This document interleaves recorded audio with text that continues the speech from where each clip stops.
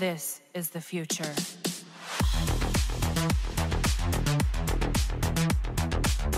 Hello ladies and gentlemen, Sigvalgrim here and welcome to another video.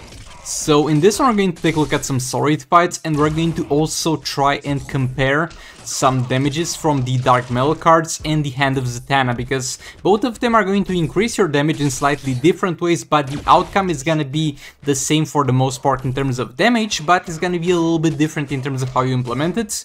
And we're going to use League of Anarchy with both artifacts, but before that we're going to get into a real quick boss Stalker Fate fight. As said previously, I do like this boss. I do like the design of this boss, I do like the special 2 that he has, that sucks you in. I do like the extended tagging cooldown and the disable special 2. It simply makes you think a little bit of what you exactly wanna try to play against this dude. So I like that. It's not like dumb challenging, it's just interestingly challenging to understand, though he's annoying. So we're going to have Black Manta here with Brainiac. Brainiac is gonna have Dark Metal cards. We're going to have a classic Wonder Woman for that additional crit damage, so it's just 3 stars sadly. And we're going to have Beta Club on Manta. And this is the only video, the only fight in this video when there's Beta Club, so chill. Okay, gonna jump with Brainiac, trying to get out of that, and he's gonna get me with a special one. Boy, jumping is so unreliable in this game overall, but you kinda have to use it sometimes. We got to 10 stacks, so we're going to tag Manta in there for good. Manta getting in there. Combo interrupting again, re-engage the combo. We can stun him, that's definitely something we can do to avoid the need to combo interrupt. And at this point I was like, nah bro, I'd rather take my chance and risk dying than tag Manta out again and lose all my stacks. But thankfully we didn't even get close to dying. Special 3 in there to stun him again, guaranteeing us some nice and easy hits. Jump attack in there to increase the dot damage inflicted by the Beta Club, re-engage the combo. Gonna combo interrupt him here. You can combo interrupt him at least with Manta easily enough after one hit. You can't really do this in League raids because the Darker Fate in League raids will not hesitate to use a special without having some combo builds previously. But yeah, re-engage the combo, jump attack to yet again apply the higher dot value. And yeah, that's pretty much gonna be it for this one. He did the last attempt there to annoy me, but he has sadly failed. We're also gonna kill Boss Blue Beetle, by the way, if you couldn't tell from the title or the thumbnail. I haven't made those yet, so I don't know. Okay, so over here, we're going to have the Jokerized Batarangs at level 3 on Arkham Knight Batman for them to apply the debuff, because the debuff applied on the enemy that gives you more damage on basic attack hits is going to work for your other characters as well, not only for the character that has it equipped. And we have the Dark Metal cards at level 3 at this point, I think they were. And those are going to pretty much provide our damage on Harley Quinn. It's pretty much taking advantage of that additional crit damage in this fight specifically. Our special 2 in there, he is stunned. And he also has the poison. Keep in mind, the poison will not influence the dot values, because how the Batarang works, you're going to get some more basic attack hit values, but those are going to be separate from your normal attack hits values. And I might be wrong, but I feel like they're kind of not working, though I think they are. Because I see some random values pop up that are far less than our usual values on our basic attack hits, or something like that. Yeah, I think it kind of works. But again, this will not influence our dot damage, and overall, between using it and not using it, it wouldn't have made much of a difference. Our special 2 in there, Harley back in there. Yeah, we're getting the guaranteed crits, like that's obviously an amazing thing.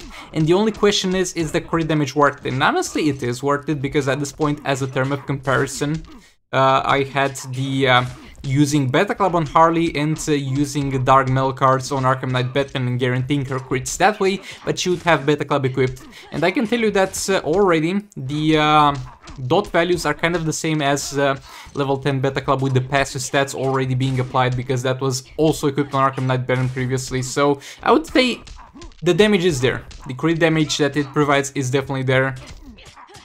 And this will immediately go down. I don't even know why I tagged out there. Should have just used a special 2 of Harley.